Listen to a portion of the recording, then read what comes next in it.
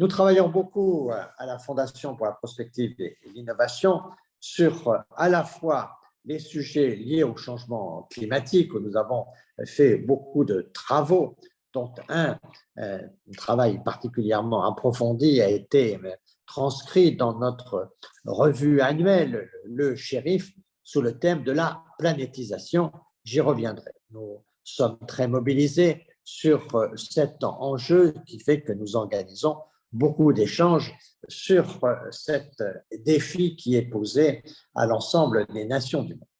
Mais aussi, nous travaillons beaucoup sur l'Afrique. On a plusieurs initiatives avec un forum annuel à Montpellier, avec beaucoup de travaux et d'échanges, non seulement dans l'Afrique du Nord, où nous avons des partenariats réguliers en Afrique du Nord, notamment donc au Maroc, en Tunisie et en Algérie, mais aussi nous travaillons dans l'Afrique subsaharienne pour débattre d'un certain nombre de questions de développement et notamment comment essayer de valoriser la fonction entrepreneuriale et comment essayer d'aider les jeunes entrepreneurs à se développer, notamment en étant connectés avec leurs confrères d'Europe, d'Asie ou d'Amérique.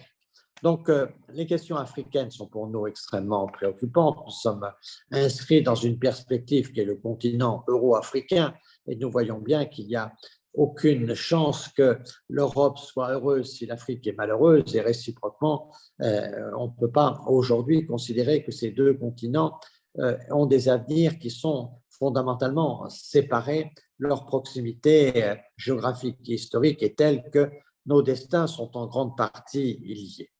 Donc, en croisant ces deux préoccupations, le développement durable, toute la mobilisation sur le changement climatique et la préoccupation globale de la place de l'Afrique dans le monde et son émergence essentielle à la fois pour l'Afrique mais aussi pour l'équilibre du monde, font que la COP 27 de Sharm el-Sheikh est vraiment un rendez-vous particulièrement important parce que c'est le rendez-vous en Afrique pour en fait le premier des publics impactés par ces changements climatiques. Et on dit que dans les 10 prochaines années, c'est quand même l'immédiat, les 10 prochaines années, plus de 100 millions d'Africains sont directement et personnellement impactés par les changements climatiques. Donc le continent africain est probablement celui qui est en première ligne aujourd'hui de ces menaces qui pèsent sur les équilibres du monde. Et cette COP 27 qui va faire le bilan d'un certain nombre d'engagements, mais aussi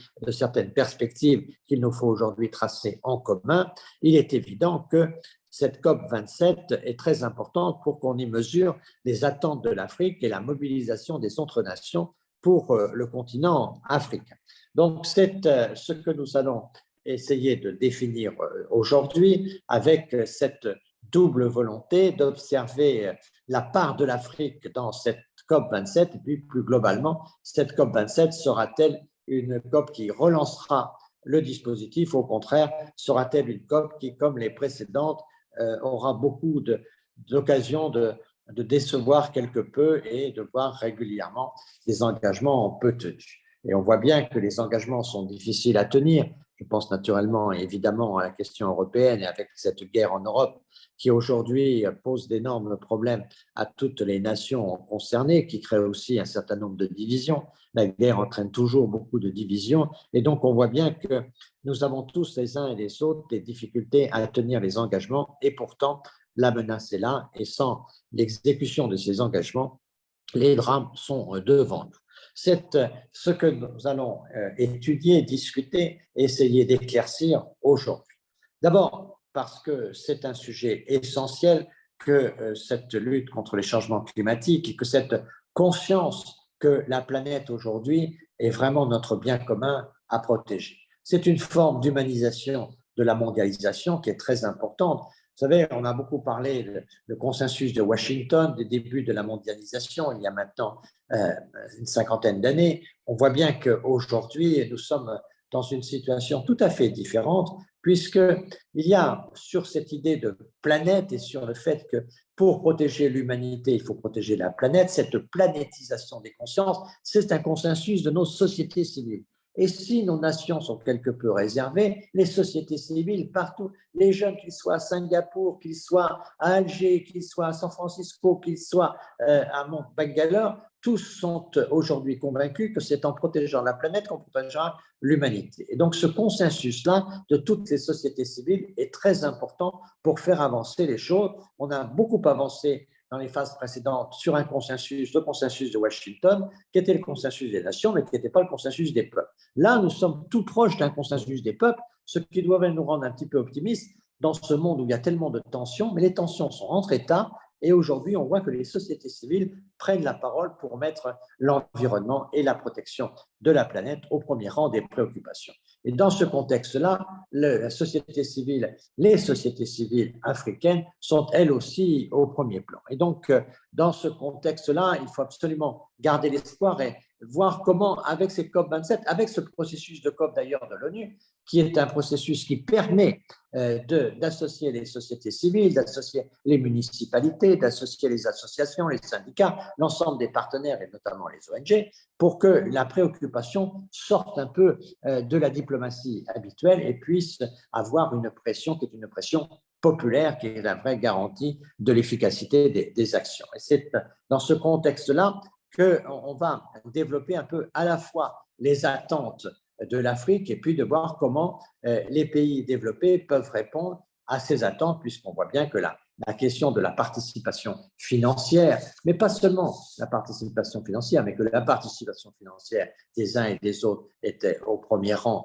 de toutes les préoccupations. Il faut de l'argent pour faire face au changement climatique, il faut de l'argent investi en Afrique. Mais il faut aussi, derrière ça, avoir une organisation des logistiques et des écosystèmes qui permettent, avec notamment les nouvelles technologies, à l'Afrique de franchir des étapes de développement qui permettront des mesures opérationnelles efficaces pour que cette mobilisation, y compris une mobilisation populaire des sociétés civiles sur cette planétisation des sociétés qu'il nous faut essayer de travailler.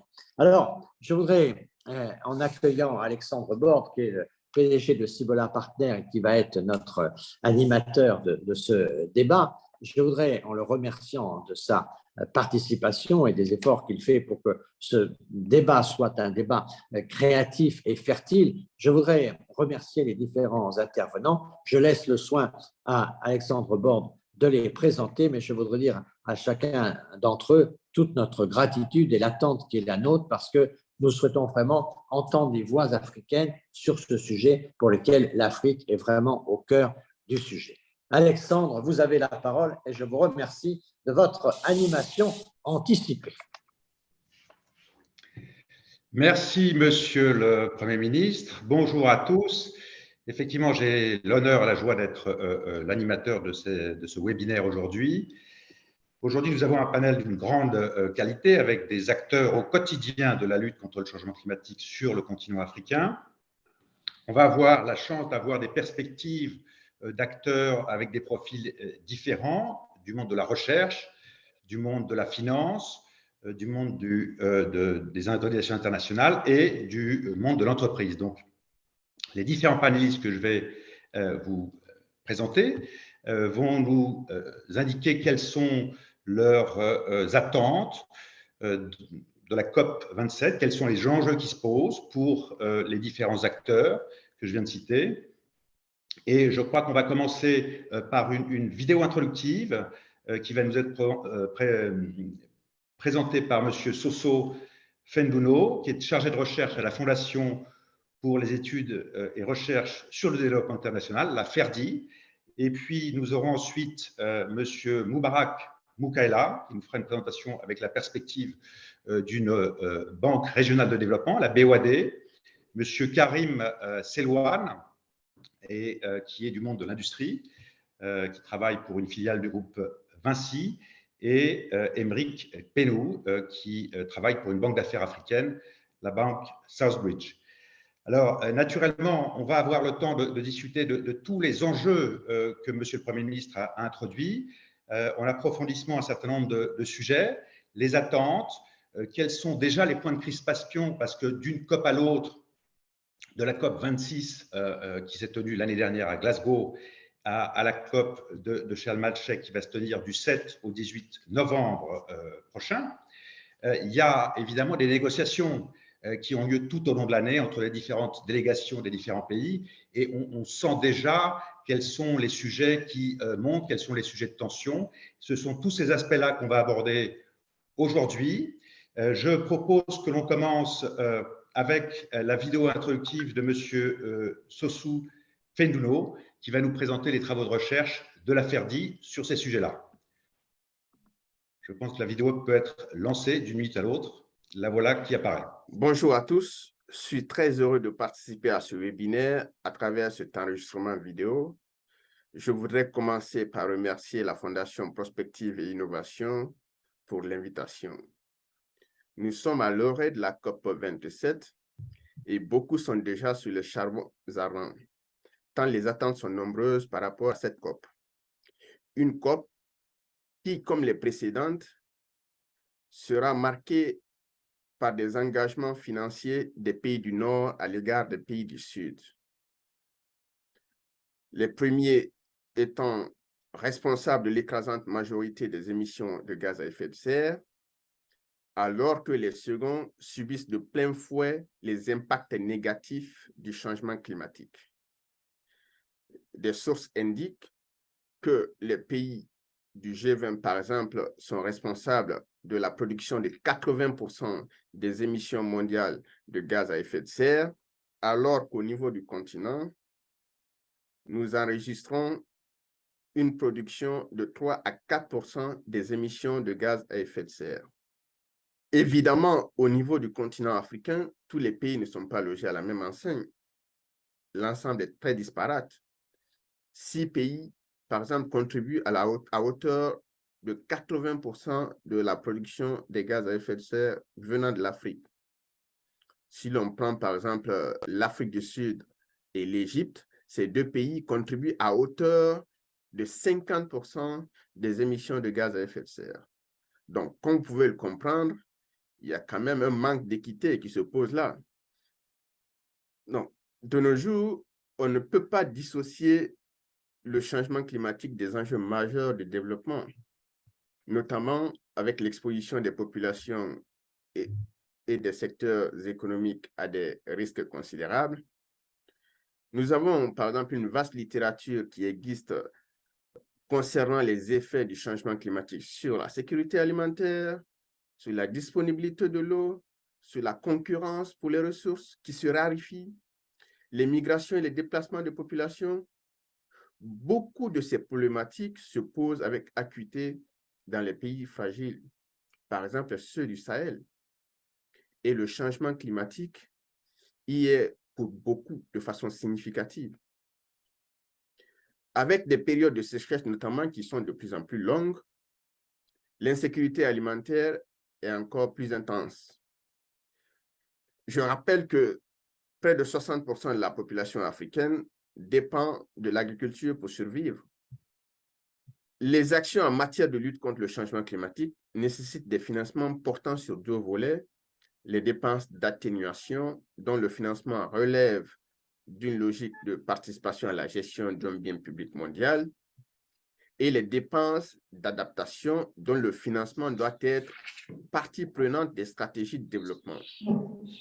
L'Afrique est plus vulnérable, mais très peu financée. C'est ça le paradoxe. Par exemple, sur ces dernières années, le continent ne reçoit en moyenne que 26% des financements dédiés au climat. Cela découle du fait que les principes d'équité, d'efficience et de transparence ne sont pas très respectés en matière de distribution des ressources financières dédiées à l'adaptation.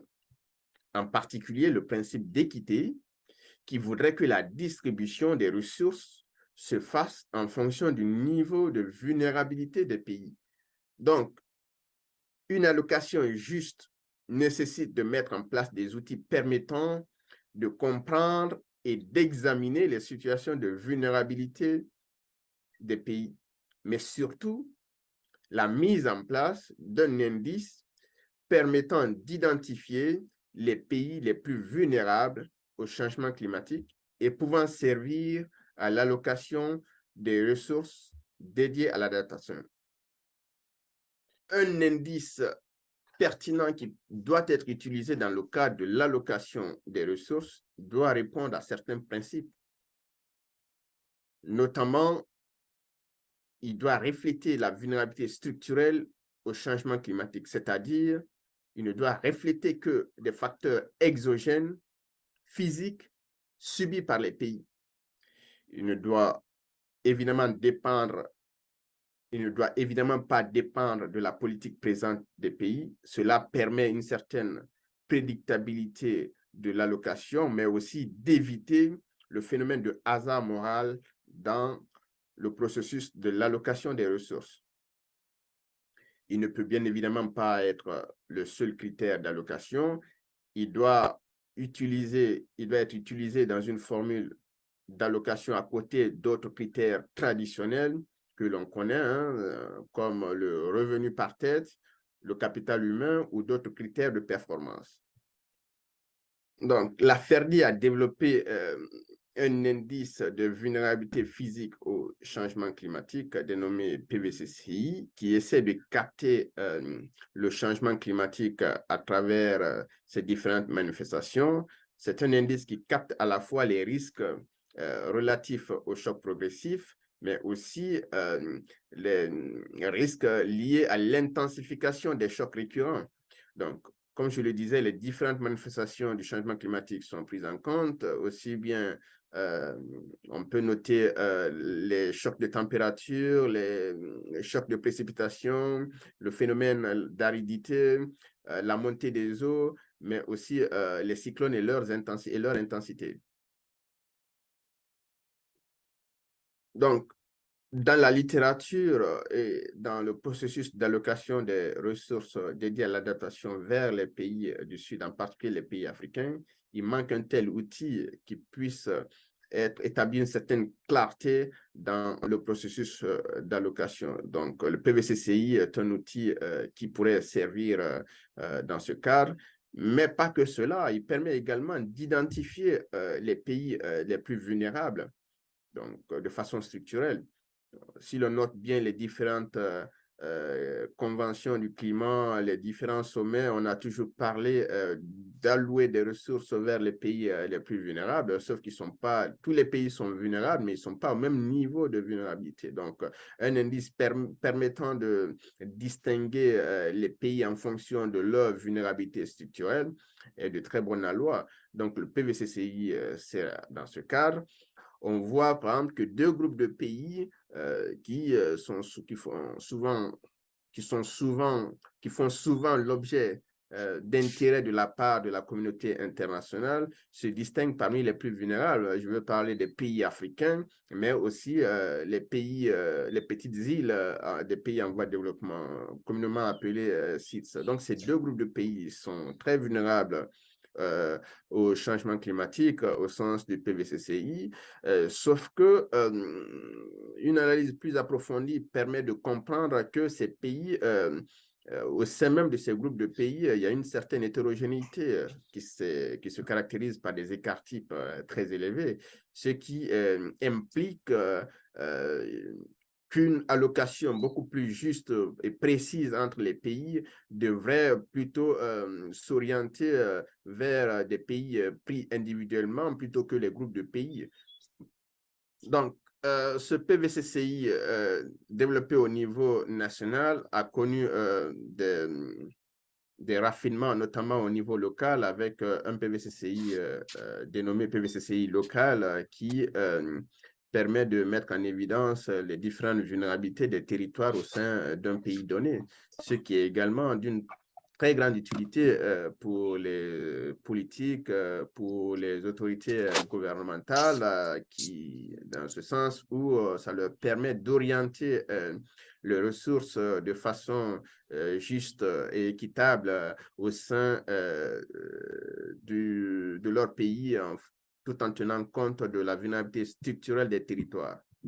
Je suis très honoré d'avoir pu présenter quelques enjeux des pays africains pour cette COP 27 et présenter quelques travaux de la FERDI à ce sujet.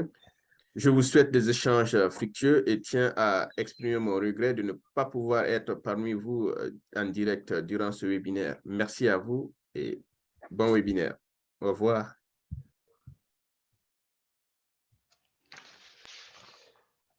Voilà une présentation qui plante déjà bien le décor, avec un certain nombre d'éléments qui nous ont été donnés par le premier intervenant, à la fois en termes de financement, en termes d'enjeux pour l'Afrique. La question de la justice climatique a été mentionnée et évidemment le fait que le continent soit victime, subisse les impacts du changement climatique et à l'inverse contribue très peu au changement climatique.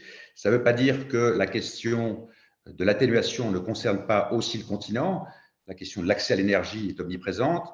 Donc, autant de sujets qu'on va aborder par la suite dans ce webinaire. Je voudrais aussi peut-être commencer par dire un mot de la situation par rapport à la COP précédente, hein, ces exercices annuels maintenant connus de tous, les COP, climat. Eh bien, évidemment, la situation géopolitique a considérablement changé et naturellement, sur le marché de l'énergie, notamment, les impacts de la crise ukrainienne se font ressentir sur le marché de l'énergie et pas que sur le marché de l'énergie, aussi sur la dimension climatique, sur la question des émissions de gaz à effet de serre, puisqu'on voit bien qu'en Europe, notamment en Allemagne, l'une des conséquences directes de la limitation de la fourniture de gaz par les voisins russes conduit à rouvrir des centrales au charbon. Et les centrales au charbon, ce sont les plus émettrices de gaz à effet de serre. Par conséquent, la question de la transition énergétique est évidemment très différente de ce qu'elle était il y a un an, avec ce risque évidemment pour un certain nombre d'acteurs. Nous, occidentaux, sommes les fers de lance, généralement européens, de la lutte contre le changement climatique. Mais on voit bien que, évidemment, quand il y a un souci à nos frontières et qu'on a une limitation d'une ressource fossile, on la remplace par une autre ressource fossile encore plus émettrice. Et ça, c'est évidemment dans la négociation un point qui va certainement être pointé du doigt. Donc, cet aspect-là, on va l'aborder dans un instant parce que entre la COP 26 et la COP 27, un des sujets, c'est naturellement de réduire les émissions de gaz à effet de serre. Or, l'Agence internationale de l'énergie, il y a quelques jours, a mentionné qu'on s'apprêtait à avoir une année record de nouveau en 2022 en termes d'émissions de gaz à effet de serre, une année record en termes de concentration de gaz à effet de serre dans l'atmosphère. Ça se mesure en ppm, et on atteint des niveaux qui sont de l'ordre de 416 parties par million, hein, c'est l'acronyme pour ppm, 416, qui est un record. Et par conséquent, voilà un premier sujet qui va être abordé dans la négociation avec ces questions que je viens d'indiquer. Au cours de nos échanges, on va avoir différentes autres présentations. La première portera précisément sur ces questions de réduction des émissions de gaz à effet de serre, comment on peut tous collectivement, et notamment le continent africain, participer à cet effort-là, par quel mécanisme de solidarité ça peut faciliter un développement des énergies renouvelables sur le continent africain. Lors de la COP 26, un certain nombre de progrès avaient été faits, notamment sur cet aspect-là, sur la dimension marché du carbone. C'est M. Moubarak Moukaila qui va plus particulièrement nous présenter ce qui se fait au niveau de l'Afrique de l'Ouest notamment. Je rappelle donc que M. Moukaila est le coordonnateur de la Convention 4 des Nations Unies pour les changements climatiques en Afrique de l'Ouest. Il est basé à la BOAD, à la Banque Ouest Africaine de Développement. Et il est également responsable de l'Alliance Ouest africaine sur les marchés carbone et la finance climat. Je lui donne la parole pour nous parler de ce sujet important, de l'accès à la finance carbone pour les pays africains pour pouvoir développer des énergies renouvelables et l'efficacité énergétique sur le continent. Moubarak, la parole est à vous. Merci beaucoup. Merci beaucoup aux organisateurs de nous donner la parole en ce moment très important à la veille de la COP27 en Égypte sur les questions essentielles. Le dernier point du groupe africain à la COP mentionne 3 sujets principaux sur lesquels nous devons avoir une position claire au niveau de la COP. Il s'agit de l'adaptation, les pertes et dommages et la mobilisation des ressources adéquates pour le financement de la lutte contre les changements climatiques. Et évidemment, lors de ces échanges, il y a un point de vue commun du groupe africain qui veut dire, notamment au lendemain de la crise de la pandémie du Covid, nous remarquons, et c'est la position du groupe africain, des négociateurs africains, qu'il y a vraiment une sorte d'hypocrisie collective dans le cadre de la lutte contre les changements climatiques. Parce que paradoxalement, pour la crise du Covid, on a vu, parce qu'il y a eu des partenariats, parce qu'il y a eu une synergie collective, nous avons pu trouver une solution très rapide sur la question du Covid. Malheureusement, parce que les changements climatiques ne tuent pas au même rythme partout, et notamment dans les pays les plus développés.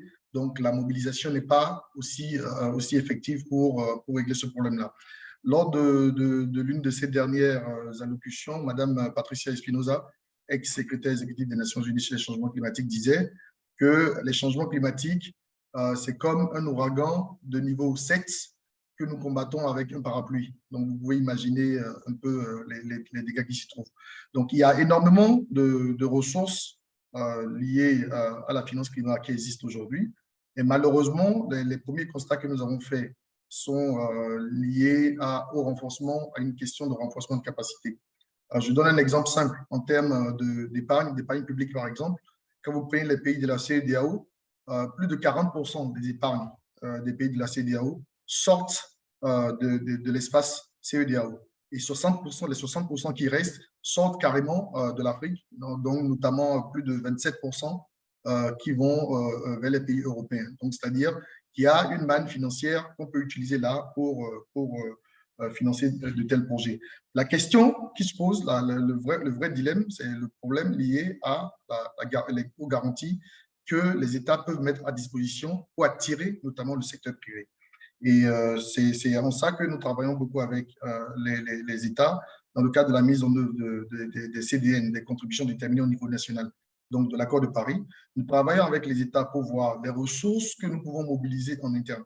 Parce qu'aujourd'hui, et avec la crise en Ukraine, nous voyons qu'il y a une rareté des ressources concessionnelles. Ces ressources que nous attendions, les 100 milliards de dollars par an promis par les pays développés, aujourd'hui, même si elles avaient la volonté de mettre ces 100 milliards là sur la table, elles n'ont pas les ressources non plus pour mettre sur la table.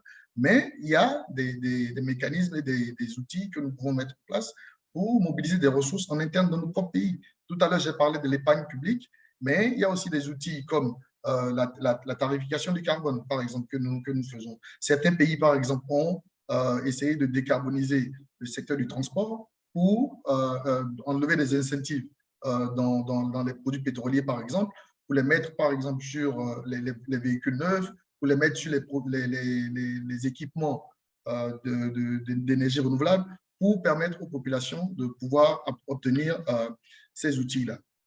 Alors, l'une des choses qu'il faut noter, et sur laquelle aussi nous travaillons, c'est qu'il faut plus d'action. Le dernier rapport de l'OCDE dit que l'inaction climatique nous coûte entre 7 à 15 milliards d'euros par an.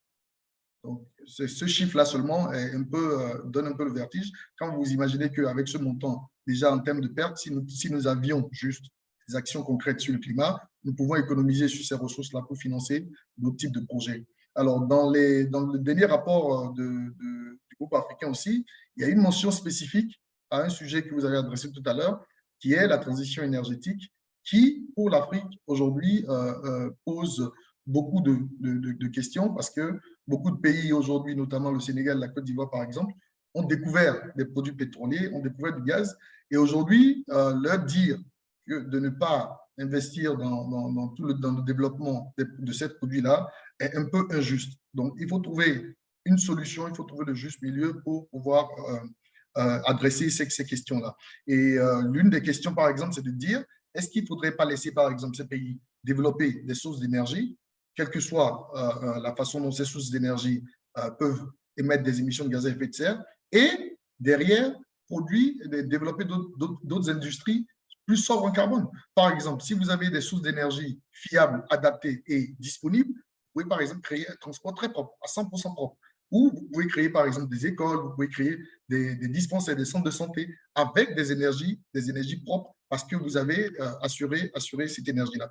Donc, c'est ces genres d'éléments-là que nous apportons sur la table. Mais le secteur privé est pour nous le vecteur de financement de toute cette politique, de tous ces engagements des États. Quand vous prenez par exemple le secteur de l'énergie simplement, c'est plus de 10 000 milliards de francs CFA d'ici 2030 de nécessaires pour financer les énergies renouvelables. Et pour le faire, les États seuls ne peuvent pas le faire. Tout à l'heure, j'ai parlé de la rareté des ressources promis par les institutions comme le Fonds vert et autres, qui n'existent pas. Pour moi, je pense qu'il est essentiel de créer des produits de garantie, par exemple, où vous garantissez les emprunts, vous garantissez les investissements du secteur privé pour le permettre par des partenariats publics-privés pour faire des projets sobres en carbone au niveau des États et être sûr qu'ils seront remboursés. Parce qu'aujourd'hui, disons-le clairement, il y a une question de confiance entre le secteur privé en Afrique et nos gouvernants et les États.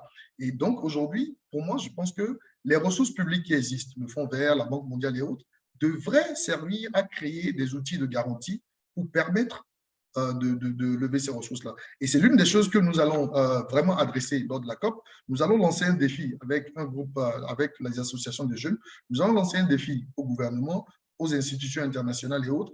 Si vraiment nous voulons faire quelque chose dans la lutte contre les changements climatiques, commençons déjà par créer des outils de garantie pour permettre au secteur privé de venir financer.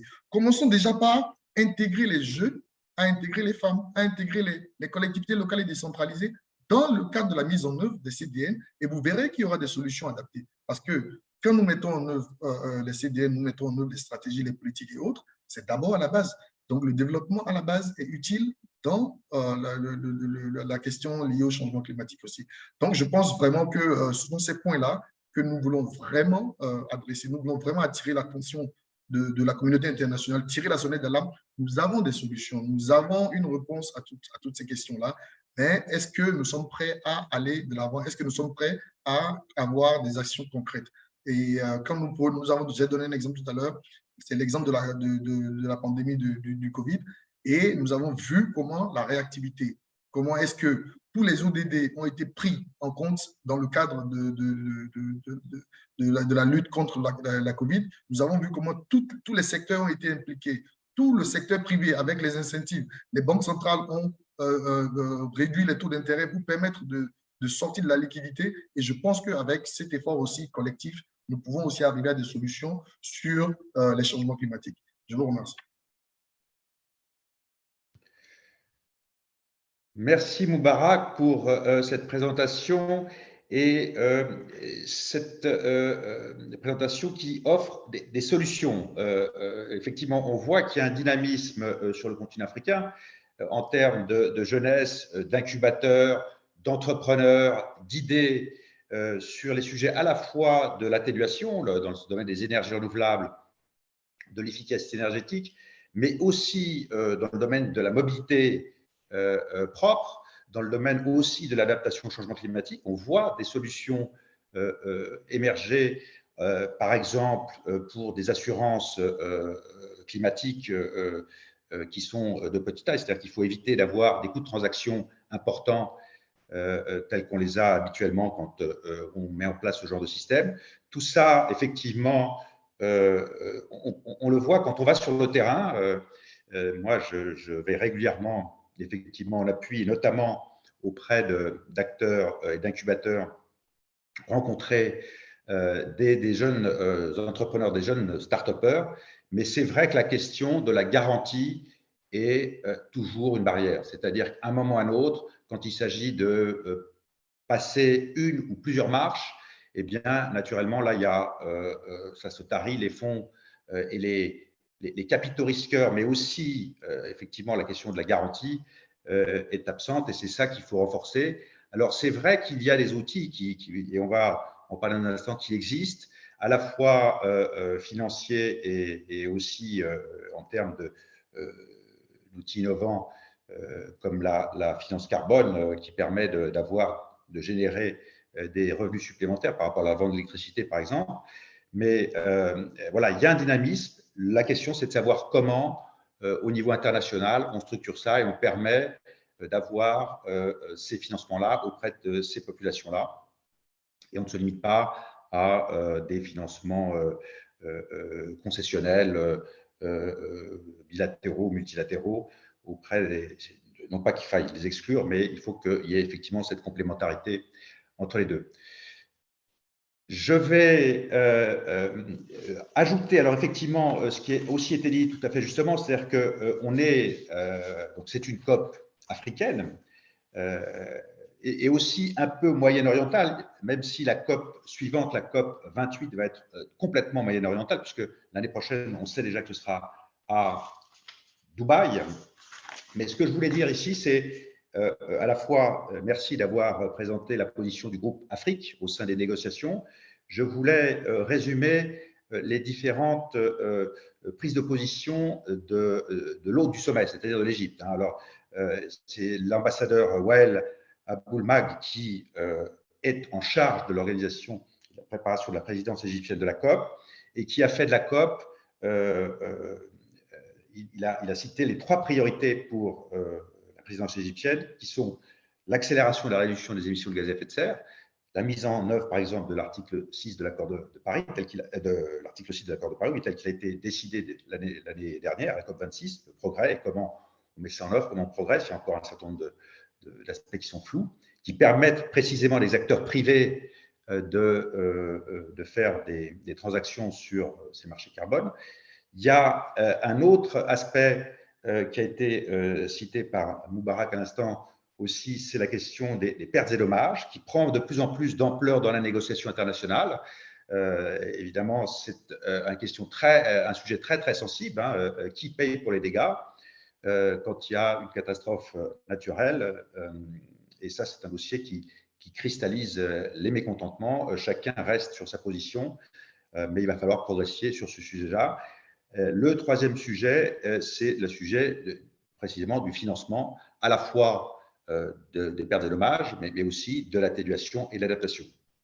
Alors, dans ces financements-là, la présidence égyptienne de la COP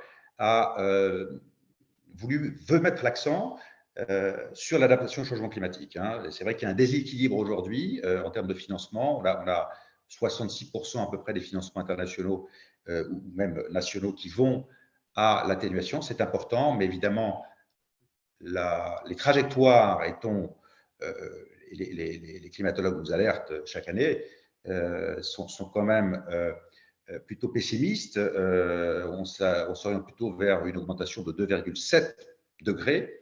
Eh bien, il faut renforcer ces financements.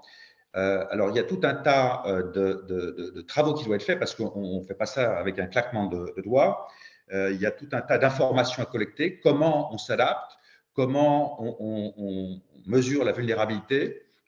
Je vais donner la parole à Karim Sielwan, qui est le fondateur de la société Résilience, qui est une filiale du groupe Vinci et qui est par ailleurs le coprésident du groupe Résilience et Adaptation de l'Alliance mondiale pour les bâtiments et la construction et qui est le membre de la mission climat à la Commission européenne. Il va nous parler des défis que représente le changement climatique pour les infrastructures avec son expérience du continent africain et des implications que ça peut avoir, notamment sur le secteur de la construction, des infrastructures en général. Karim, la parole est à toi.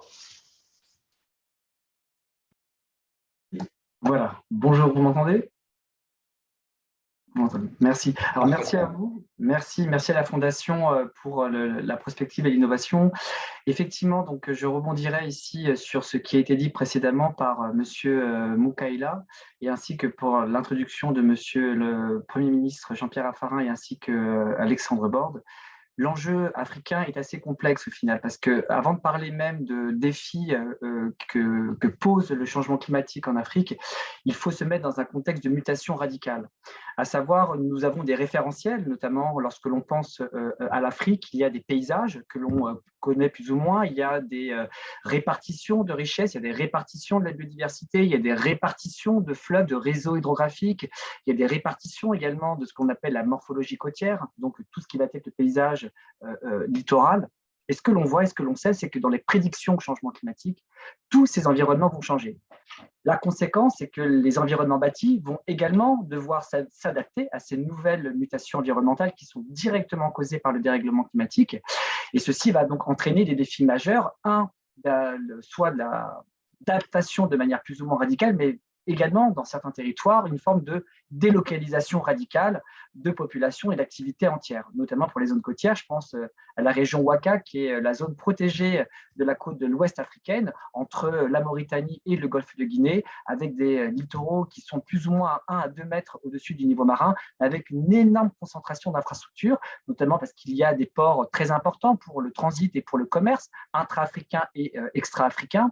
Et on voit bien que toutes ces infrastructures ne pourront pas faire face à ces défis. Et donc, lorsque l'on voit juste cet exemple-là, on peut voir le vertige que cela peut avoir en termes d'impact sur les infrastructures et donc sur les nouvelles modalités d'aménagement du territoire nécessaires au développement socio-économique. Un autre exemple, c'est, tout à l'heure, on parlait de l'Égypte. L'Égypte, qui est à cheval entre la région du Proche-Orient et l'Afrique, elle est quand même 100% africaine, notamment dans son interdépendance avec le Nil. Que se passe-t-il au Nil? Si on descend plus au sud, donc au niveau de sa source, dans le massif auprès du lac Victoria, très dépendant de la région du Kilimandjaro, on observe presque une disparition durant les périodes estivales de ces glaciers. Les conséquences directes, c'est une chute drastique du débit d'eau. Et en même temps, l'Éthiopie, pour des raisons louables, pour des raisons d'accès et d'indépendance énergétique, construit le plus grand barrage hydroélectrique sur le continent africain. L'une des conséquences, dans les prédictions, c'est une réduction de 20 à 30% du débit pour l'Égypte en aval. Et derrière, sans parler du stress hydrique qui va être causé par le dérèglement climatique. Donc là, tout un modèle d'aménagement que l'on voit et qui derrière est interconnecté à des infrastructures parce que l'environnement et les environnements bâtis sont la base et le socle même du développement socio-économique. Il ne peut y avoir de modèle socio-économique viable et soutenable sans cadre bâti. Alors après, on y met ce que l'on veut à l'intérieur. Le cadre bâti, c'est des aménagements plus ou moins intégrés, plus ou moins verts, avec des logiques, par exemple, même de solutions neutres en carbone. Néanmoins, ces actifs, ces assets, ces infrastructures sont conditionnés par les environnements dans lesquels ils sont. Mais si derrière, il n'y a plus d'adaptation par rapport à ces nouveaux contextes géopolitiques liés au nouveau, à l'impact et à la dégradation de ces environnements par le changement climatique, ce sont quasiment des projets presque voués à l'échec à moyen terme. Je ne parle même pas de long terme. Donc, on voit bien que des décisions qui ont été portées dans les années post-coloniales, au cours des années 60-70, dans des modèles de développement, ne sont quasiment plus adaptés au nouveau contexte climatique. Et même actuellement, les derniers grands investissements en infrastructure en Afrique posent la question de leur soutenabilité à moyen terme. Je donnais l'exemple là des ports, notamment il y a tous les investissements autour des nouveaux ports d'Abidjan, mais également pour le port de Lomé, de la région d'Accra. Pareil, quand on regarde le port en Mauritanie, du côté de Nouakchott, par exemple, et tous ces ports concentrent des fois entre 30 à 70% de l'économie de ces pays. Donc, derrière, on voit bien que ces points qui peuvent paraître très petits sur le plan géographique ont des effets dominos étendus bien au-delà de leur zone géographique d'implantation. Donc ça, pour moi, c'est le gros enjeu que pose justement et qui doit être plus ou moins discuté, évalué et co-construit avec les spécialistes de la construction, en tout cas de ceux qui conçoivent, construisent. Et derrière, pour le faire, il faut effectivement, je rebondis sur ce qui a été dit, par ces grands défis de financement. Car derrière, la question qui doit se poser, c'est comment est-ce qu'on finance ces grands défis d'adaptation, surtout si l'on souhaite réellement poser la question du développement soutenable de l'Afrique. Je répète, il ne peut y avoir de développement soutenable sans adaptation au changement climatique de tous les projets d'investissement. Et derrière, la question qui peut être également posée, on voit bien ces enjeux qui ont été mis notamment dans les politiques de la Banque mondiale, les politiques du FMI. Il y a des choix qui ont été faits, soit des choix d'austérité, soit des choix de fléchage d'investissement. La question est, doit-on considérer l'adaptation comme un coût ou comme un investissement? je pense qu'il est plus pertinent de le considérer comme un investissement. Et à partir de là, comment est-ce que cet investissement peut être cofinancé? Et on peut réfléchir à des outils, notamment pour ces grands enjeux d'adaptation, il y a l'outil des partenariats publics-privés. Autant faut-il maintenant les réviser en intégrant des clauses d'adaptation à l'intérieur pour revoir et stresser les fléchages d'investissement, voir si la conception d'aujourd'hui sera conforme à des nouveaux contextes climatiques. Une fois qu'on a dit ça, on parlait tout à l'heure de la manière de soutenir ces investissements, comment partager le risque, qui peut couvrir, qui souhaite couvrir. Est-ce que ce sont des couvertures de risque par ce qu'on appelle des fonds de solidarité contre les catastrophes naturelles? La Banque mondiale, par exemple, a lancé des programmes en ce sens en Afrique, dont le Maroc, par exemple, est l'un des pays pilotes dans la mise en place de ces fonds de solidarité cofinancés par la Banque mondiale. Mais à l'échelle de l'Afrique, on voit bien que c'est quasiment vertigineux les sommes à y consacrer. Donc, à partir de là, il y a des modalités qui doivent à la fois mettre en œuvre et essayer de réfléchir sur le plan de l'innovation, innover des modèles de financement, innover des modèles de partenariat public-privé en intégrant des trajectoires, des fois même incertaines, sur les prédictions du changement climatique. Et ça, c'est important parce qu'autrement, on risque de construire, d'aménager, de déconstruire, de délocaliser, sans forcément avoir une vision prospective. Ici, où nous sommes dans une discussion qui justement met au cœur du sujet et du débat la prospective et l'innovation. Et je pense que l'on doit également réfléchir à mettre au centre des modalités de financement la question de l'innovation. Pourquoi ? Parce que généralement, et par le passé jusqu'à présent, donc les choses sont en train de changer, notamment de par la pression de certains acteurs, notamment le secteur de l'assurance, notamment les secteurs de la finance privée, c'est que un investissement doit être rentable à un moment donné. Mais cette rentabilité, si elle est totalement endommagée, totalement écorchée par des impacts liés au dérèglement climatique, ben, c'est peine perdue pour tout le monde. Donc, comment on arrive derrière à couvrir ces risques? Comment repenser la conception d'un certain nombre d'infrastructures? Comment repenser la notion de rentabilité dans un monde à risque et des risques multiples? Parce que le dérèglement climatique, c'est un cadre global, mais dans lesquels il y a des interférences avec d'autres crises, des crises géopolitiques, des crises d'accès à l'énergie, des crises de soutenabilité économique, des crises sanitaires. Tout ceci est interlié. On parle notamment, je vous ramène au rapport annuel du Forum mondial économique qui publie chaque année son Global Status Report sur les risques globaux. Et on voit très bien dans quelle configuration se positionne le continent africain à l'horizon 2030-2050. Donc, ce n'est même pas à 2100, c'est très proche. Et dans le même temps, nous avons une croissance démographique très importante. Il est presque prévu, je crois, plus qu'un doublement de la population africaine à l'horizon 2070. Ça veut dire avec des besoins importants, un accès à l'eau, mais de l'eau potable, un accès à la nourriture, donc avec des terres qu'il va falloir également maîtriser en termes de production alimentaire, production agricole, et derrière avec toutes des infrastructures pour pouvoir faire le lien entre les zones de production, les zones de consommation. Pareil pour tout ce que l'on nomme par infrastructures dites critiques, télécommunications, énergie, eau, déchets, transport. Donc, tout ce qui constitue, je dirais, les systèmes fonctionnels et les systèmes critiques des territoires pour maintenir un développement soutenable en lien avec des objectifs de développement durable, il va falloir derrière les mettre en lien avec des scénarios prospectifs de dérèglement climatique. Et ça, c'est le grand défi parce que derrière, il y a une forme d'incertitude. Et effectivement, on n'a pas trop l'habitude de pouvoir accepter l'incertitude. Quand je parle d'incertitude, c'est qu'aujourd'hui, par exemple, ce que l'on voit, c'est des scénarios qui, il y a quelques années, étaient considérés comme des scénarios peu probables en termes d'impact du changement climatique et qui étaient notamment les scénarios les plus à risque. Aujourd'hui, ces scénarios sont les scénarios minimalistes. Donc, on voit bien qu'on change très, très vite, et je rebondis sur ce qui a été dit tout à l'heure par M. Alexandre Borde, sur le fait que l'année 2022 et jusqu'à 2025, il est prévu que nous soyons dans un pic record de gaz à effet de serre. Donc, qu'est-ce que cela va signifier pour le continent africain à l'horizon 2050-2070 dans le dérèglement climatique? Et là-dessus, je pense qu'il y a un enjeu de solidarité. Solidarité sud-sud, solidarité nord-sud, très importante, parce que le développement des pays du Nord ne pourra pas se faire sans le développement des pays du Sud. Et ça, c'est très important, parce qu'autrement, on restera toujours à discuter des problèmes migratoires et sans se poser la question de la source de ces migrations. Et je répète que les migrations sont majoritairement intra-africaines et non pas Afrique vers le reste du monde, pour différentes raisons. Mais ceci n'est qu'un signal. Quand on parle de prospective, il faut s'intéresser aux signaux faibles. Et ce que l'on voit en ce moment, ce sont des migrations de population liées à certes des zones de conflit, mais également des conflits qui sont très souvent liés à des contextes climatiques très en tension. Rareté de la ressource en eau, déforestation massive, érosion, appauvrissement des terres arables. Et donc derrière, bien entendu, comme tout humain, toute personne souhaite avoir un accès à des terrains et à des terres viables. Donc si on n'intègre pas ces enjeux socio-économiques dans la manière d'appréhender les territoires, je pense que ce sera peine perdue pour tout le monde et tout le monde sera perdant. Donc je reviens au sujet des enjeux de la construction. La construction est un outil, un moyen de répondre à la manière de réorganiser les territoires dans un contexte d'adaptabilité et d'adaptation urgente au changement climatique, nonobstant le fait qu'il faille revoir les modalités de financement et donner un accès beaucoup plus étendu à ces financements, non pas uniquement qu'aux États, mais également aux collectivités territoriales et à toutes les autorités et les administrations décentralisées de l'Afrique.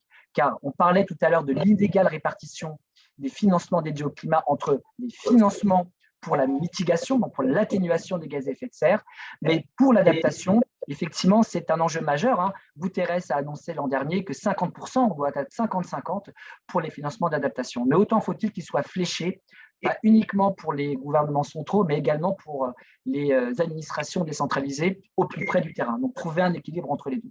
Voilà quelle était aujourd'hui la contribution pour ce moment. Merci, Karim, pour ton propos qui donne une idée du chantier qui s'ouvre à nous, enfin, qui est lié notamment à un sujet important que tu citais, qui est la question démographique, effectivement, et tous les enjeux liés au développement de l'Afrique. Comment s'assurer que ce développement soit durable au sens à la fois naturellement de la protection de l'environnement, durable d'un point de vue économique, durable d'un point de vue social, mais aussi durable d'un point de vue de la résilience au changement climatique, c'est-à-dire résistant ou anticipant les changements à venir. On voit qu'effectivement, le chantier est immense. Le chantier est immense, d'où la nécessité d'avoir dans ces discussions-là des discussions franches sur la question du financement, sur la question de la solidarité, sur la question de la coopération nord-sud, mais aussi la coopération nord-sud-sud. Je pense que c'est un sujet qui est important, que l'on voit, qui existe, avec notamment l'Asie, la Chine, qui est très présente en Afrique et qui aussi contribue au développement des infrastructures sur le continent africain. Il faut arriver à sans doute améliorer cette coopération nord-sud sur ces sujets-là. Il y a déjà elle existe déjà, mais sans doute faut-il aller encore plus loin. Donc voilà autant de sujets. Alors effectivement, on a naturellement aujourd'hui, dans le contexte, un certain nombre de… On est avant la COP, donc c'est normal que chacun se positionne. La Chine a récemment, l'un des porte-parole du ministère de l'Environnement chinois a dit mais il faut qu'on sorte des slogans vides en parlant des pays occidentaux. Bon, c'est de bonne guerre. Je pense qu'en réalité, il y a une vraie volonté de coopérer pour le développement notamment des infrastructures et aussi des énergies renouvelables, parce qu'une partie, par exemple, d'une technologie très utilisée et très peu chère en Afrique, qui est le solaire photovoltaïque, eh bien, il y a une partie de ces cellules qui viennent de Chine. Je voudrais qu'on poursuive la discussion sur la question du financement. On voit l'ampleur du besoin, l'écart qui existe, parce que c'est un sujet qui va être tout de même très important, naturellement, qui va être de combler le manque. L'année dernière, le constat avait été fait lors de la COP26 que sur les fameux 100 milliards de 2020, eh bien, il manquait 20 milliards. On avait atteint à peu près 80 milliards. Il y a des débats même sur la réalité de ces 80 milliards et ce que l'on définit par la finance climat. Certains estiment que quand c'est du prêt, naturellement, ça doit sortir de cette définition. Ce sont des débats qui sont posés sur la table des négociations. La définition de la finance climat et ensuite le montant et les différents mécanismes, parce qu'il faut qu'ils soient effectivement variés en fonction des enjeux, en fonction de la question de l'adaptation. On ne finance pas les infrastructures et l'adaptation des infrastructures de la même façon que l'on finance le développement des énergies renouvelables en Afrique et ailleurs, mais en Afrique avec des outils particuliers. On parlait de la garantie également avant. Je vais donner la parole à Émeric Pénou, qui est associé à la banque d'affaires Southbridge et qui est en charge de la finance climat, de la finance carbone. Émeric, la parole est à toi. Merci, bonjour à tous. Merci à la Fondation Prospective et Innovation. Merci aux panélistes qui ont exposé différents aspects de la discussion. Et merci aussi aux auditeurs qui nous écoutent. Donc, je suis Émeric Pénou, je suis associé gérant chez Southbridge, une banque panafricaine qui a été fondée par M. Donald Kaberuka et M. Zissou. J'ai rejoint la banque donc après la COP26 pour monter le desk de transition énergétique et aussi de financement des crédits carbone. Alors, ce qui est intéressant, il y a le chiffre de 100 milliards qui a été circulé. C'est un chiffre qui est très important et qui aujourd'hui apparaît dans toutes les conversations. Bien entendu, des 100 milliards aux projets qui ont été effectivement générés sur le continent africain, je pense qu'il y a un gros écart.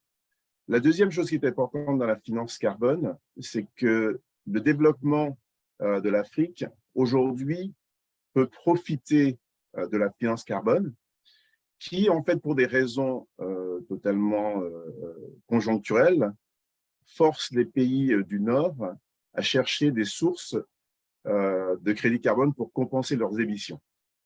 Donc, c'est un peu la fable du vice et de la vertu, c'est-à-dire qu'il y a eu beaucoup de pollution qui a été faite dans le monde. Il a été rappelé par tous mes panélistes que la part de l'Afrique est extrêmement faible, 3% ou 4% selon les chiffres. Et pourtant, l'Afrique aujourd'hui est le second poumon vert du monde. Le bassin du Congo que vous connaissez tous est donc le deuxième poumon vert de la planète. Et ce bassin aujourd'hui n'arrive pas à trouver du financement.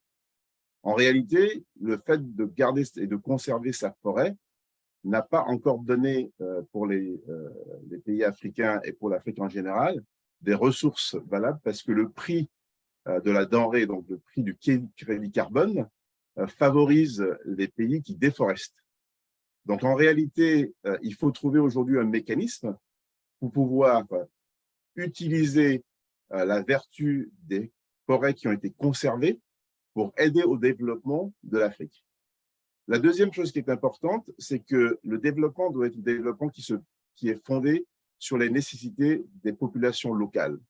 Je pense que dans le financement des énergies fossiles au départ, dans le financement des extractions minières, les populations locales n'ont pas vu grand-chose des retombées financières des projets qui ont été développés. Donc, ce qu'on regarde aujourd'hui, c'est le fait que les sociétés privées sont obligées de trouver des crédits carbone pour compenser leurs émissions à effet de gaz de serre, que ce soit 2030, 2050 ou 2040, donne l'opportunité justement à l'Afrique de trouver les financements qui permettent d'aider au développement des infrastructures énergétiques qui sont très importantes, un pour l'agriculture, deux pour le développement industriel. Alors, je ne sais pas si il est important de rappeler, effectivement, qu'est-ce que c'est un crédit carbone en réalité, parce qu'il y a une ressource, il y a une denrée, il faut d'abord pouvoir l'évaluer, il faut pouvoir la comptabiliser, il faut pouvoir la sécuriser, et c'est aujourd'hui le rôle de la finance carbone d'étudier toute la chaîne de valeur pour que les investissements ou les générations de flux financiers qui sont attirés vers l'Afrique puissent servir au développement de la population locale. Pour donner un exemple simple, en Europe, il y a le marché du crédit carbone, l'ETS, dont le prix est aujourd'hui, selon les jours et selon les marchés, entre 80 et 100 euros à la tonne. Sur l'Afrique, les crédits carbone aujourd'hui valent, on va dire, entre 10 à 30 euros en fonction. Donc déjà, il y a une très grosse différence entre le prix du crédit carbone qui est généré en Afrique et le prix du crédit carbone qui est généré en Europe. Cela se base sur deux choses. Elle se base sur la certification des crédits carbone qui est très importante. Il faut que la personne qui achète des crédits carbone puisse prouver et démontrer que ce crédit non seulement est de qualité, deux, qu'il est sécurisé, et trois, qu'il n'est pas double compté. L'objectif aujourd'hui de faire des développements en Afrique dans des projets de crédit carbone se base essentiellement sur les investissements en forêt. Quelle est la façon la plus simple de créer du crédit carbone? C'est en fait de planter des arbres, et ces arbres vont séquestrer ou capturer le carbone qui va donc générer un crédit. Les populations locales qui sont autour, bien entendu, utilisent les régions ou les terres qui vont être utilisées pour générer des crédits carbone. Il est donc important que ces populations locales soient intéressées à la manne financière qui arrive. Un, parce qu'on leur demande de ne pas déforester, ce qui est très bien, mais ils ne déforestaient pas juste parce qu'ils n'ont pas rien à faire. Ils déforestent parce qu'ils ont besoin soit des ressources pour les vendre, soit des ressources pour la cuisson, soit des ressources pour le développement de l'agriculture. Donc, il est important, en fait, de changer le cycle des choses et de se mettre un schéma économique qui permet de gérer trois situations. Un, la rentabilité des investisseurs qui arrivent et qui ont envie de gagner de l'argent, et c'est normal.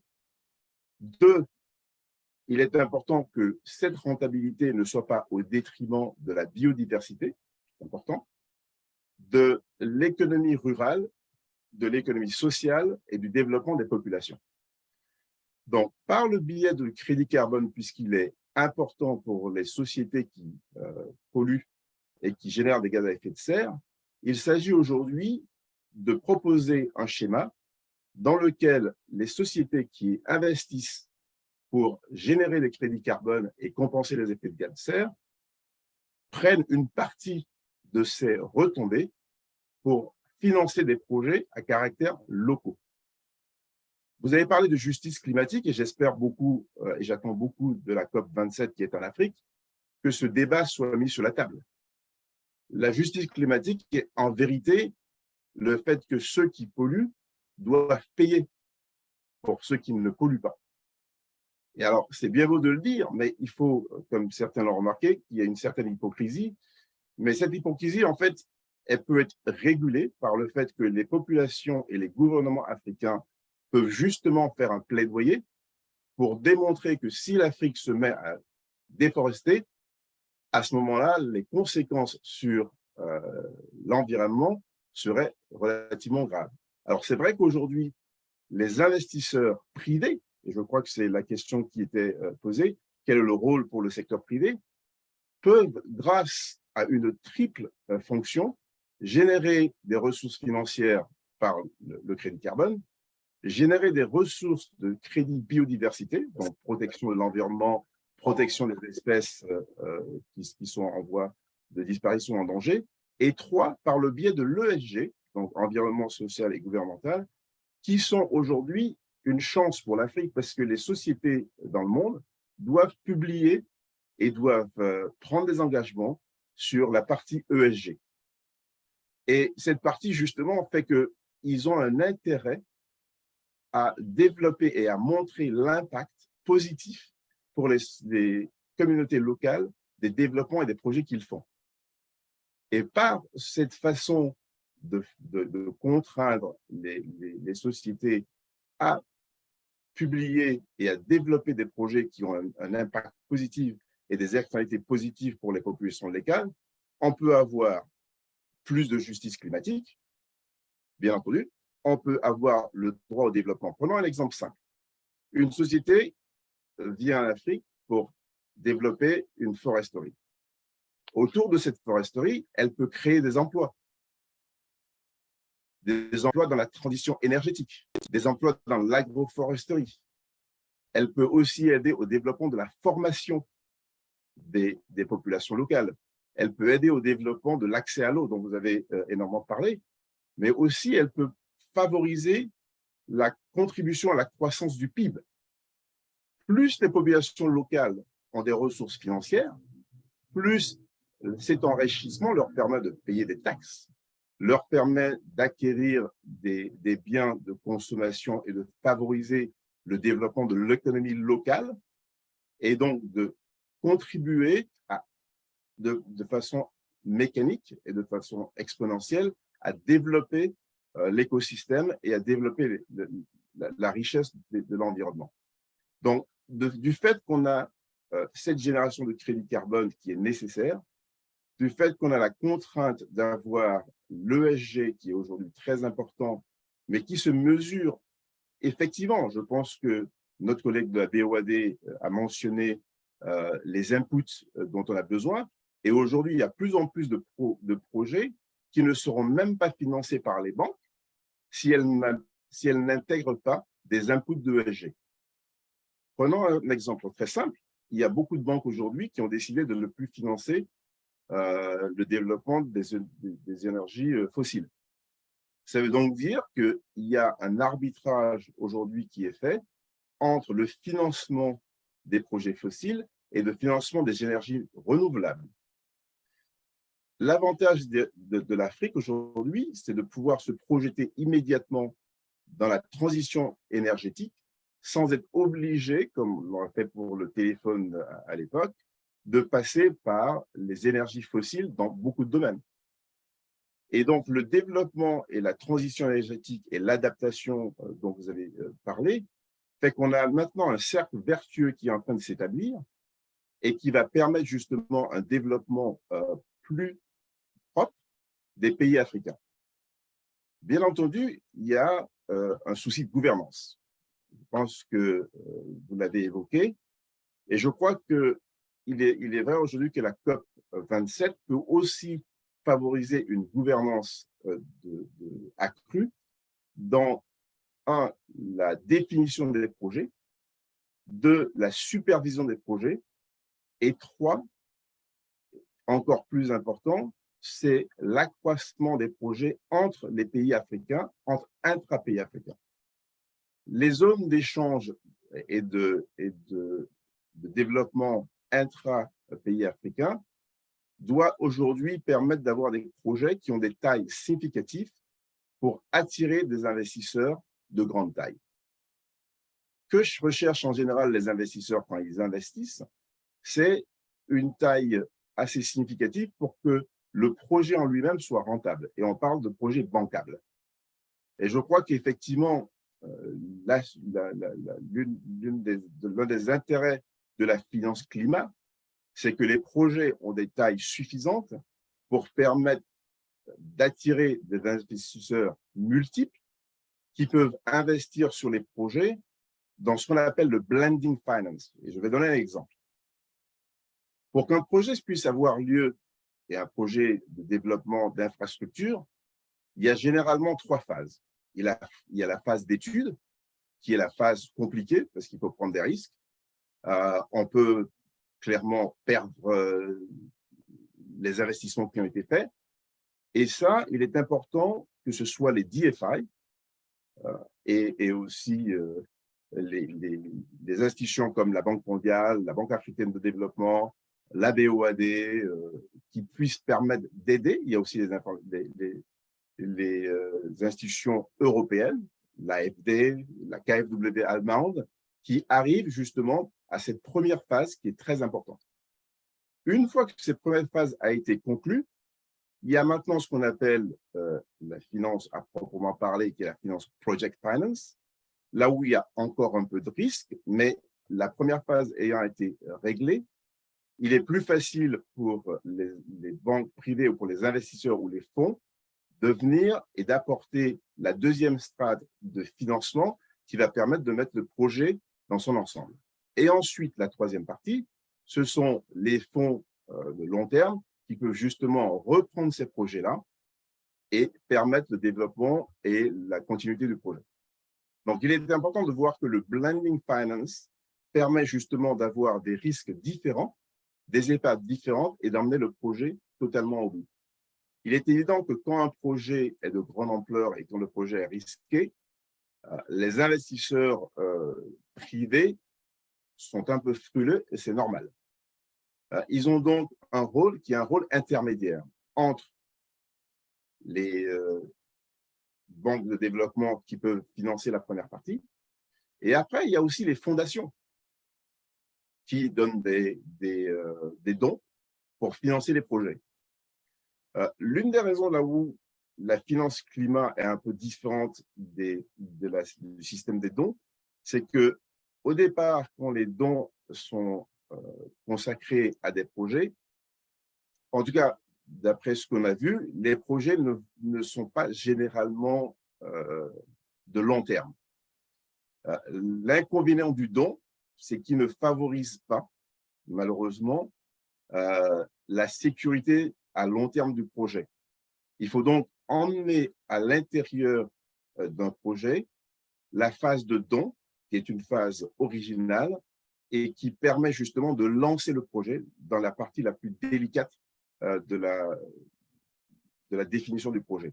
Donc, c'est cela pour montrer qu'aujourd'hui, pour l'Afrique, bénéficier des financements, parce qu'il y a énormément de financements, mais il y a très peu de projets. Donc, le rôle du secteur privé aujourd'hui, c'est de développer des projets, d'emmener des projets d'envergure avec des contenus locaux qui permettent ensuite de les financer sur la place européenne, sur la place américaine, où il y a effectivement beaucoup de projets. Je crois que dans les 2 semaines dernières, il y a probablement une dizaine de fonds qui se sont lancés, qui sont des fonds climat, entre 300 et 500 millions. Et régulièrement, je pense que si vous suivez l'activité, il y a de plus en plus de fonds qui lèvent des sommes importantes de capitaux pour pouvoir investir dans des projets. Et le challenge des entreprises africaines, des entreprises privées, c'est effectivement de continuer à regarder les innovations et d'apporter des projets qui pourraient aujourd'hui servir pour les investissements qui sont largement disponibles. Quand on regarde concrètement ce qui va se passer à Sharm el-Sheikh, il va y avoir effectivement des promesses de centaines de millions de dollars pour des projets. Et très rapidement, la deuxième question qui va se poser, il n'y a pas de projet à financer. Donc, le vrai défi pour l'Afrique, ce sont les projets. Il faut absolument que les États, que la société civile se mettent en ordre de bataille pour proposer des projets. Et je crois que si on arrive à réussir ce challenge, ce ne sera pas un problème de financement parce qu'il y a des financements. Et je crois que la difficulté aujourd'hui, et c'est pour ça qu'au sein du groupe Southbridge, nous discutons avec beaucoup d'États, nous discutons maintenant avec beaucoup de sociétés privées pour qu'ils nous apportent un pipeline de projets. Et l'objectif aujourd'hui, c'est de monter une plateforme, et nous souhaitons la faire très bientôt, pour permettre justement, pays par pays, de répertorier les projets qui sont des projets pilotes d'abord. Il faut pas hésiter à monter des projets qui sont de moyenne envergure pour développer et lancer l'activité, et ensuite aller vers des projets plus grands. Alors, il y a une initiative que vous connaissez peut-être, qui est l'initiative de la muraille verte. La muraille verte, qui va de Dakar à Djibouti et qui est un projet très important, permet justement de drainer des fonds vers l'Afrique par des sociétés importantes et des sociétés philanthropiques. Et là encore, ce qui est important, c'est d'associer les populations locales à développer des projets, à présenter les projets. Et nous, à Southbridge, nous souhaitons avoir des demandes et des projets qui nous sont envoyés pour qu'on puisse les mettre dans le pipeline, parce qu'on a énormément d'investissements disponibles pour pouvoir concrétiser et financer les projets. Donc, pour revenir, est vraiment très important pour nous et pour l'Afrique, c'est de proposer, j'espère, à la COP 27, des initiatives qui permettront de regrouper les projets, de les thématiser, parce que c'est important, un projet d'accès à l'eau, un projet agroforesterie, un projet pour les carences protéiniques, par exemple, peuvent être présentés à des investisseurs différents. La finance climat n'est pas une finance juste simple. Il y a différentes poches, il y a différents intérêts pour les fonds qui se développent. Et aujourd'hui, on dirait que oui, on parle beaucoup de carbone, mais déjà, on parle de biodiversité. Donc, les deux ne peuvent pas aller l'un sans l'autre. Donc, il est important justement d'avoir ce qui est une vue d'ensemble et une vue holistique sur les différents véhicules d'énergie et de transition. Je termine en disant qu'aujourd'hui, il y a en Afrique beaucoup de possibilités de développer l'hydrogène vert. Et ça, aujourd'hui, c'est un élément important puisque dans la transition énergétique, de plus en plus de sociétés automobiles et industrielles parlent de l'utilisation de l'hydrogène vert. Et pour l'Afrique, c'est aussi une ressource qui peut être utilisée déjà en Afrique, parce qu'on peut justement créer en Afrique de la mobilité de transition dès le départ, mais on peut aussi utiliser cette énergie à l'exportation.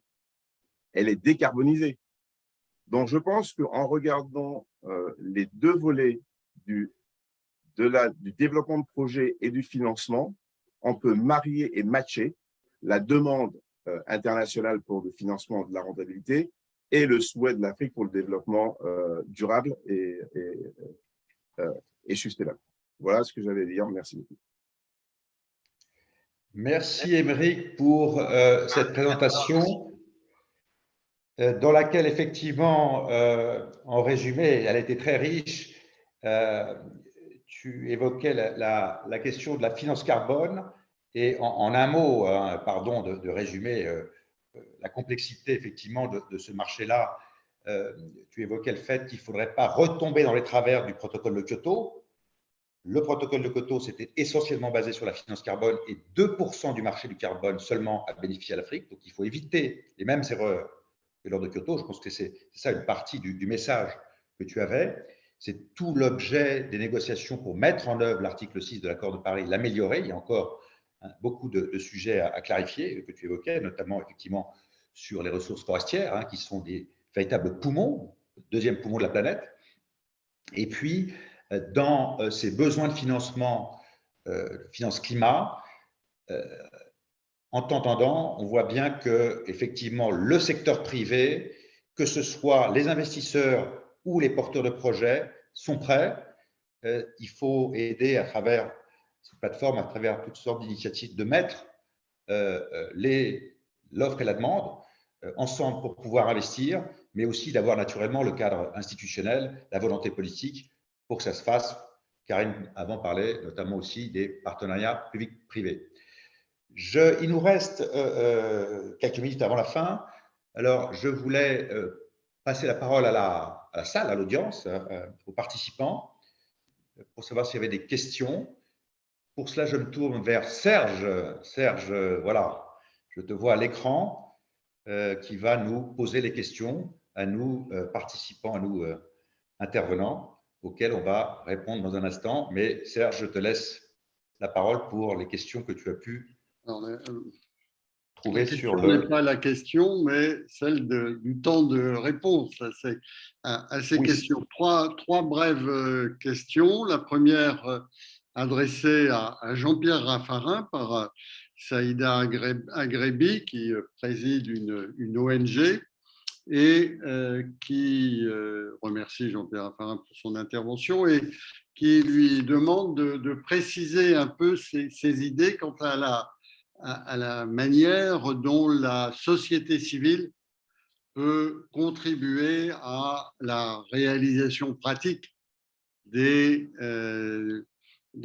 investissements, des comportements qui permettent la décarbonation. Deuxième point, c'est une remarque, je ne sais pas si elle appelle une réponse, ce sont des entrepreneurs africains qui regrettent un certain manque de communication de la part des autorités gouvernementales quant aux moyens, aux mécanismes d'incitation pour verdir les investissements et les activités. Troisième question qui porte un peu sur ce que vient de dire Emery, qui est, bon, il a évoqué l'idée du leapfrogging. On passe d'industries anciennes aux industries d'aujourd'hui et de demain, mais comment se présente la question de la propriété intellectuelle qui naturellement a un coût dans les investissements, qui implique une certaine compétence technique, managériale, et est-ce que ce n'est pas un obstacle à faire ce saut de grenouille qui apparaît tout à fait utile et nécessaire. Voilà les trois questions pour quelques minutes de réponse si on tient l'horaire prévu. Merci. Merci Serge. Alors, si je les prends dans l'ordre, Monsieur le Premier ministre, souhaitez-vous répondre à la première question? Je vais répondre à la question sur la société civile, mais tout simplement, ce que j'ai trouvé passionnant dans ce débat, c'est au fond, là je me place sur un plan politique général, il y a trois grands chantiers qui apparaissent et pour lesquels, visiblement, on a encore beaucoup de travail à faire. Le premier chantier, je dirais, c'est le chantier qu'on pourrait appeler positivement de la confiance et négativement de l'hypocrisie.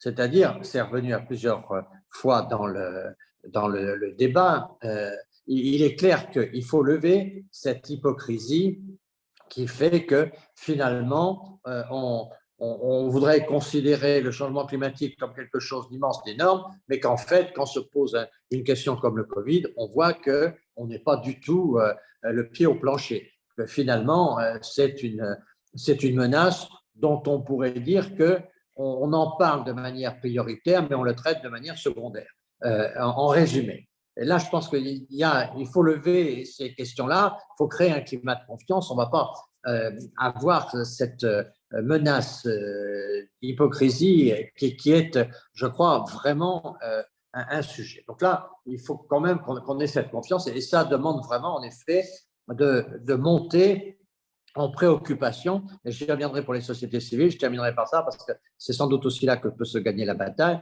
mais il faut lever cette idée, oui, le changement climatique est une affaire majeure du niveau des tensions guerrières entre les peuples, du niveau des grandes pandémies, du niveau de l'existence même de l'humanité. Donc, ce n'est pas une préoccupation de nature périphérique, c'est une préoccupation centrale. Je crois que ça, il faut quand même bien éclaircir ce sujet parce que ça va embêter tous les autres problèmes.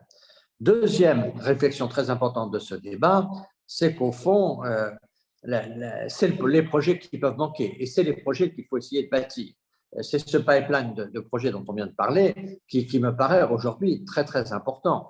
Et en fait, souvent, on voit ça dans ma vie d'acteur local, 18 ans à la tête d'un exécutif régional, je voyais bien que souvent les problèmes, c'était plus les projets que les financements. Un bon projet trouve souvent des financements, mais on est souvent dans un certain nombre de zones en déficit de projets. Donc Le deuxième sujet, c'est l'appel aux projets et de manière à les identifier et là, à mobiliser les sociétés civiles, à mobiliser les entrepreneurs, le secteur privé, l'ensemble de tous les acteurs. Un, essayer d'abattre le mur de l'hypocrisie. Deux, nourrir le pipeline de projets. Et trois, mettre l'innovation au service des financements. Je vois bien que là, l'ingénierie financière, j'ai beaucoup été intéressé par le phasage dont on a parlé tout à l'heure, de manière à ce qu'on puisse avoir les dons impartis à un moment dans le projet et puis les ingénieries plus innovantes plus tard dans d'autres phases. Je crois que c'est quand même très, très important. Et qu'au fond, il ne faut pas avoir peur de l'innovation en matière de financement, mais on aura quand même des financements de plus en plus innovants si on a de plus en plus de projets de qualité. Donc, il faut hiérarchiser les sujets, c'est les projets qui doivent l'emporter et les financements qui doivent s'adapter. Donc, hypocrisie, projet, financement et innovation dans le financement me paraissent les points très importants. Et c'est là, je réponds à la question, c'est vraiment un appel à la société civile parce que pour lever l'hypocrisie, c'est la société civile qui est plus convaincue des menaces que souvent les États. Donc, c'est à la société civile, aux associations, aux jeunes entrepreneurs, aux femmes, aux associations diverses et variées de monter en ligne, de faire exister. Aujourd'hui, la planète est un objet politique dans les mains de tout le monde. Et donc, cette émergence-là des sociétés civiles qu'il faut essayer de pousser en avant. Et c'est vrai pour le débat et la gravité du débat, c'est vrai aussi pour aller chercher avec les associations, avec les collectivités territoriales décentralisées, avec l'ensemble des partenaires, les projets qui peuvent participer à cette action commune.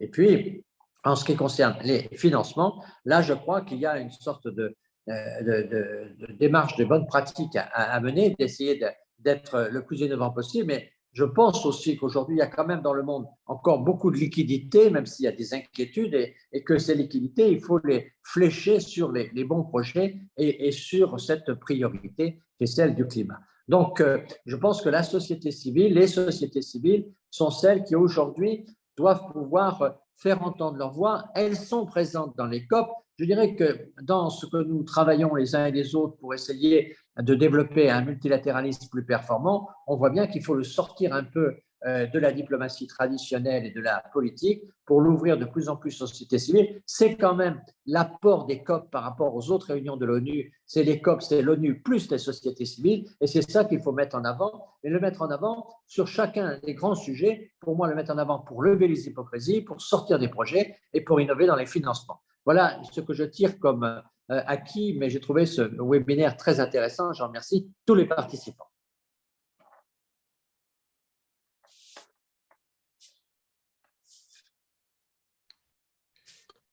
Je me tourne vers Serge, qui est le maître des horloges. Oui. Est-ce qu'on a encore quelques minutes?